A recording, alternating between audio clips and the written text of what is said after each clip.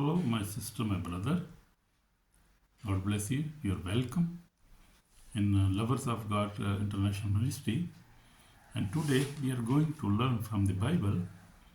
Uh, Today's sermon is about waiting patiently. Jesus Christ is coming soon. So this is the title today. This is the sermon lesson we are going to learn from the Bible, and we'll see what the Bible says. How patiently we have to wait for Lord Jesus, because Bible says in James, you see in James 5:7-11 says that wait patiently because Jesus is coming. This is our title also. Amen. God bless you. So we will see, my brother and my sister, today. Therefore, be patient, brethren, until the coming of the Lord. See how the farmer waits for the precious fruit of the earth. Establish your heart, for the coming of the Lord is at hand. Indeed, we count them blessed who endure. You have heard of the perseverance of Job and seen the end intended by the Lord, that the Lord is very compassionate and merciful. Amen. We see in a case of Job that God is very patient, very merciful, very compassionate. So he is very humble God, yeah, patient. He is not in so much hurry. He always help us. Will bear our mistakes. He will always forgive us. So he is very compassionate. He always give us chance. He give us always chance. So he is very humble God. So we'll see, beloved brothers and sisters. I am Samuel John, Evangelist Samuel John from Lovers of God Ministry. Today the Holy Spirit has placed a powerful message in my heart. Wait patiently because Jesus Christ is coming soon. Amen. Amen. We are living in days of trouble, confusion, suffering, temptation, and spiritual warfare. So these things we will try to learn. We'll try to focus on these things. And we have seen that these are the trouble days. Why there is trouble in the word? Because of persecution. Because of the persecution. Because of these are last days. So there is much trouble in the life of the people. So they are facing many troubles in these days. Not financial trouble, but spiritual troubles also. Because there is confusion. Word is confused today, ever. And the suffering is too much. You see, temptation is too much. And spiritual warfare is going on. Because this is last days. So what mean for spiritual warfare? And we see in Ephesians, we see the New Testament, Ephesians 6, we see chapter 6. So that is, we see about the spiritual warfare in that chapter. So when we are fighting against the devil, who's our enemy, whose enemy is our souls, who want to destroy us, he want to take us to the hell, because he is going to hell. So everybody want to take to the hell, and that is the spiritual warfare. And we have to keep our faith stand. We have to faith strong. We must have strong faith on God, Jesus Christ, the Holy Spirit. Because if we lose our faith, we will not live. We can live with God forever. So we must have a strong faith. So we must overcome all kind of confusion, trouble, suffering in Jesus' name, all kind of temptation, and we must wear the spiritual warfares.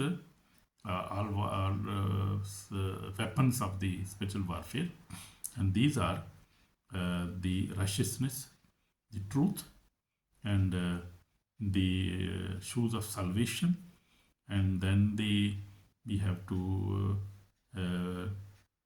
take the helmet of salvation, and the sword of the spirit, and we have to strong in our faith. So this you can read from Ephesians chapter 6 verse 10 to you can 20. You can read and see what is this warfare, spiritual warfare, and why we must wear the spiritual warfares, armors of warfare. So we have to come over the suffering, over trouble, over suffering, over temptation, our spirit. Because, but you see, but the God word of command us, be patient, for the coming of the Lord is near. So we have to see why we must be patient, because we must not be in hurry. We must not be trouble. We must not face trouble occurred for his coming, because he's coming on his schedule. So we don't know about the God's schedules, but we see in the Bible many things, many prophecies has to be fulfilled, and before without fulfilling these prophecies, he cannot return. He has to fulfill all the prophecies spoken by the different prophets in the word of God. So as we see in James 5:7 says, as a farmer, for example, patient rewarded. Jesus says, see how the farmer waits for the precious fruit and is patient. You see, when farmer sow any seed, he waits for the growth of the crop. So he waits patiently. He waits patiently for the rain, for everything. He waits patiently. So we also have to be patient. As a farmer prepare the ground, sow the seed, work hard, and waits through seasons. Trust the rain will come, but he does not rush the harvest. You see, he does not rush the harvest. So he waits. Likewise, the Christian's life. The spiritual fruit takes time. Holiness, faith, love, endurance, purity. It takes time. Hallelujah. So Christian fruits take time. As we see here. Spiritual fruits takes time. Holiness, faithfulness, love, endurance, purity. Jesus is coming soon. But God is preparing your heart through patience. Amen. So be patient. So we will study about many things today, and we will see when Lord is coming. What about his timing? And we will establish. So we will see, establish your hearts. The Lord is near. James 5 says.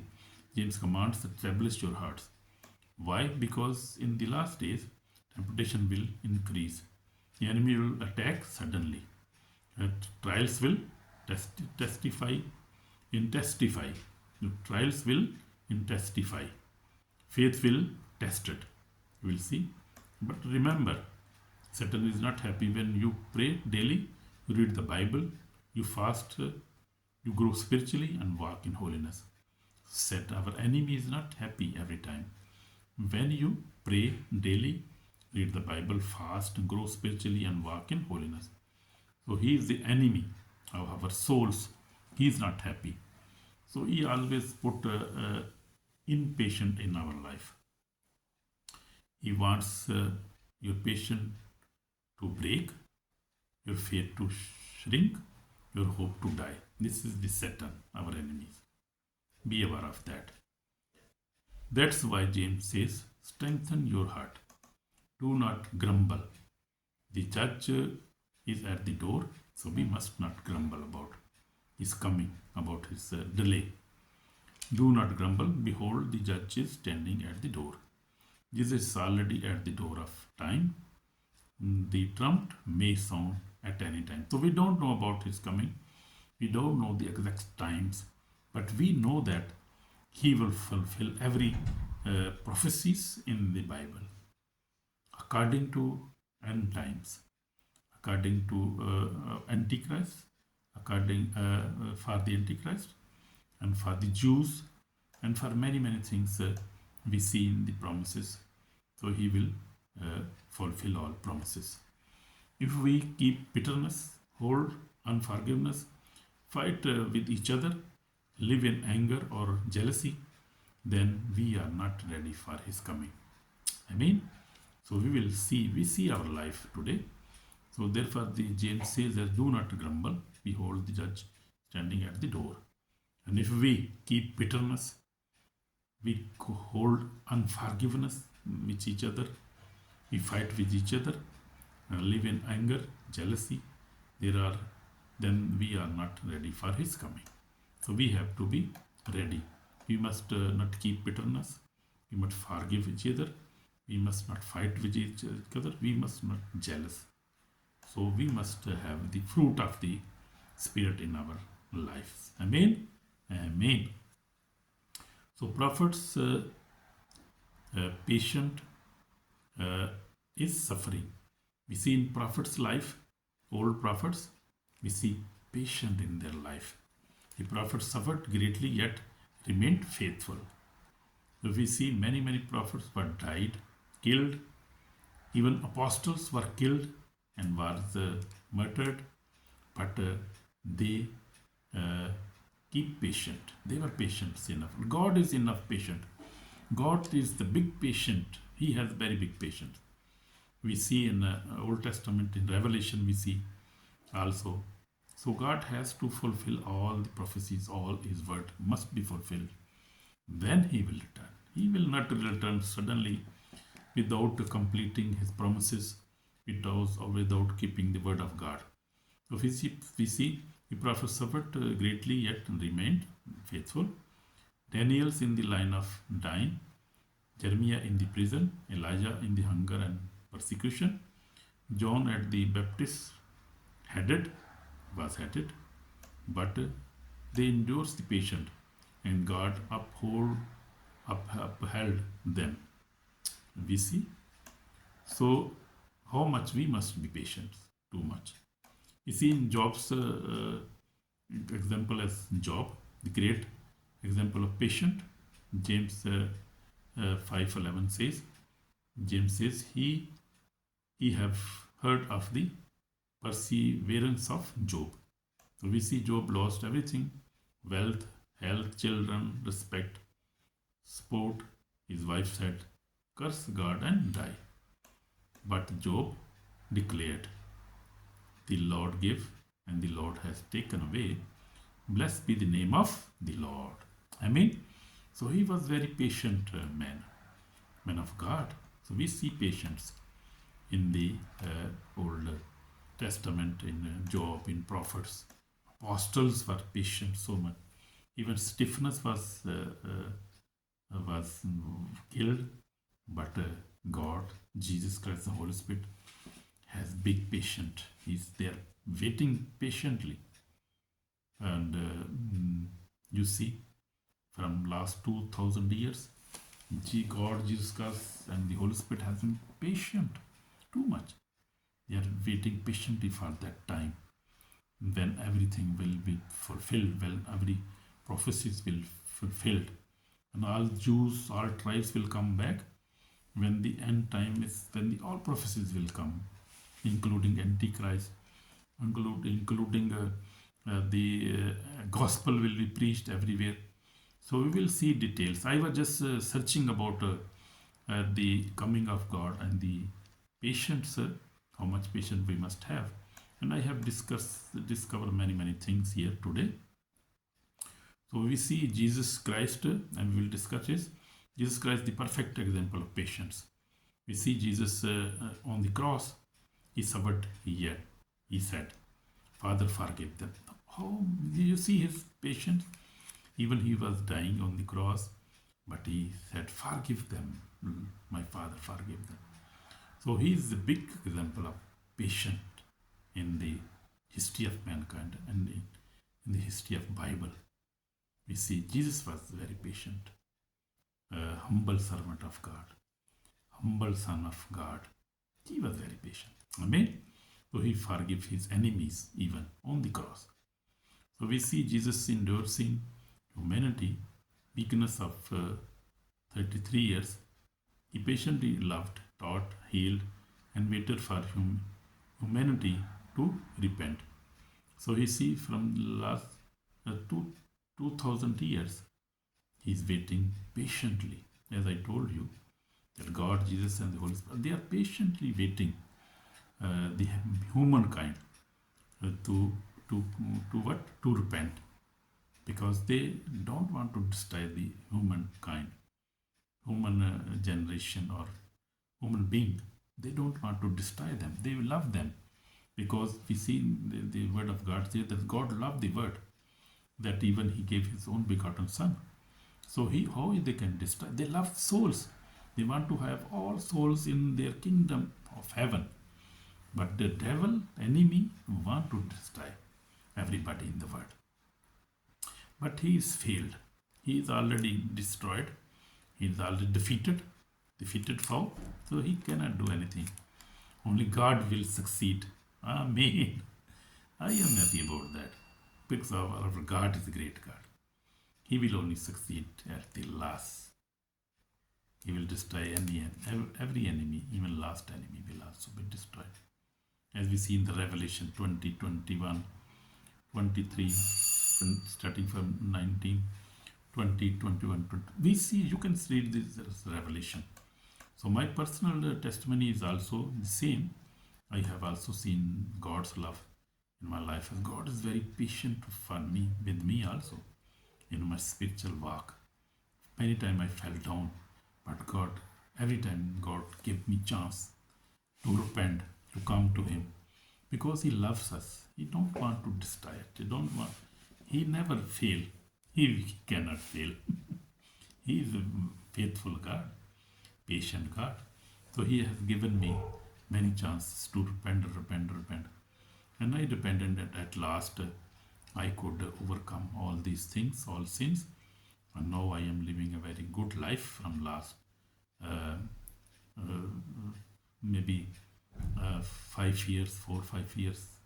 I could control on these all things. And now I am in the Holland. I am living peacefully with my family. And God has blessed me with the fruits of the Holy Spirit, with love, patience, and kindness. All fruits of the Holy Spirit are in my life now. I am patient now. Patiently I am waiting for my Lord. So we see, I was just looking about is the return of the Jews. So I saw that Jews are still not back. They are just coming back, and they are nearly 15.8 million Jews are in the world now total, and there 7.2 millions are in Israel now, but 8.5 millions are still outside of Israel. They are still coming slowly. Many of them are in America, in Europe, in many countries there, and God is bringing them back, and they must come back. They will come back according to Bible, and after that they must also. So I was just looking what are the final things. So I saw that there is still many things to be fulfilled according to Bible. So I was just looking many things and saw that still we see gospel to be preached all over the world, and the Antichrist will also appear. Israel will also walk from the sin. They will repent and come to Jesus Christ, and that will going to be happen in these coming years. Israel will together, and the congregation, the bride of the Lord our God Jesus Christ, will get ready, and Satan will do whatever we want to do, but God will do everything on perfect time. God's time is perfect time. On God's time, everything will happen, whatever God wants, and His time is best. God's time is always best because man's time are not perfect, but God's time is always perfect. So I was just looking these things and I saw many things about His coming. So we must be patient. We must not be in hurry. He will come, surely, by His promise He will come, but He will come on His own time, in His own schedule. He will not come on our time or on our schedule. He will come on in His own schedule and on His time. So we must be patient, like the Bible says here. We have seen in the James. So he told us about the Job, about the farmer, about the prophets. So they were also patient. So we also have to be patient. Our main reference is from James chapter 5 and from verse 7 to 13 was our main Bible reference. So we must be patient. We see all things. So we must be patient about His coming because He's coming. He will come on His time. But the end time warning is the Revelation. Jesus declared, "Behold, I am coming quickly." Revelation 22:12 says, when He returns, every person will stand before Him and the books will be opened. Revelation 20:12 says, the empire will remain impure. Impure will remain impure. Righteous will be rewarded. The new heaven and new earth will begin. Revelation 21. So those who wait patiently in holiness and are ready. So those who wait patiently in holiness. So we must have a holy life in these end days. And that is not a very easy job. It is very difficult to live a holy life in this sinful world and in these last days. So we must try to live a holy life. Even it is difficult, but not impossible. Possible. We can do that. So in those days, those who are waiting patiently in holiness and ready, they are ready. Those who live in sin, anger and unbelief are not. They are not ready. So we have to be ready. Amen. So this is called for the repentance. Today, Lord says, my child, wait patiently. I am coming soon. Amen. So we have to wait patiently. He is coming soon. He will fulfill His promise. And one day, the world will see His coming, His glory is coming. This word will witness one day. That day will come, surely come. That day will come. It's coming very soon.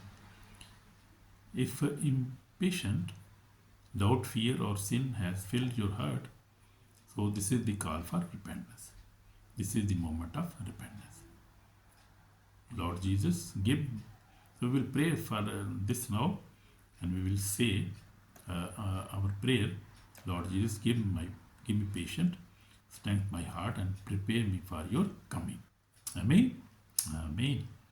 So we will pray now. I will pray. I would like to pray for you. Few minutes. Lord Heavenly Father, through your Jesus, I pray for every person reading this sermon. Give them patience, strength, purity, and holiness. Prepare their heart for the return of kingdom, return of King. Deliver them from every attack of Satan. Establish them in faith until Jesus comes. Lord Jesus, we pray, wash us of the precious blood with your precious blood. Save our soul today. We repent, Lord Jesus. We are impatient. We live in sin. We never forgive each other. Lord, forgive us. And we repent because you are coming and you are going to fulfill every promise you have made in the Bible. And we believe in you, Lord Jesus, because you are our Savior. You are our Lord. You are our Father. You are patient, God. You are so patientful. You are so merciful, God. And we love you, Jesus. We belong to you, Jesus, Lord. We belong to you. We love you, Jesus. and forgive us, fill us with your Holy Spirit. In Jesus Christ's name we pray. Amen. So if you have prayed this prayer with your heart, you're already forgiven and blessed, and God will reward you with His holiness and with His kingdom, eternal life. So my brother, my sister, God bless you. Be patient. He is coming. Just be patient. Just live a holy life. Just read the Bible every day. Pray every day. Fast, even you can fast. And also love each other. Forgive each other. Because forgiveness is the very big bridge. Who can hinder? Forgiveness can hinder your internal life. And also be patient. Do not be angry. Do not drink alcohol. Avoid these all sins and live a holy life. And love each other. And love God. Love your neighbor, your wife, your husband, your children, your country. And then surely you will go to heaven. And have a strong faith in Lord. Even what are these circumstances, have a strong faith in God, Jesus Christ and the Holy Spirit. And you will go to heaven. Amen? Amen. God bless you. Shalom. Bye.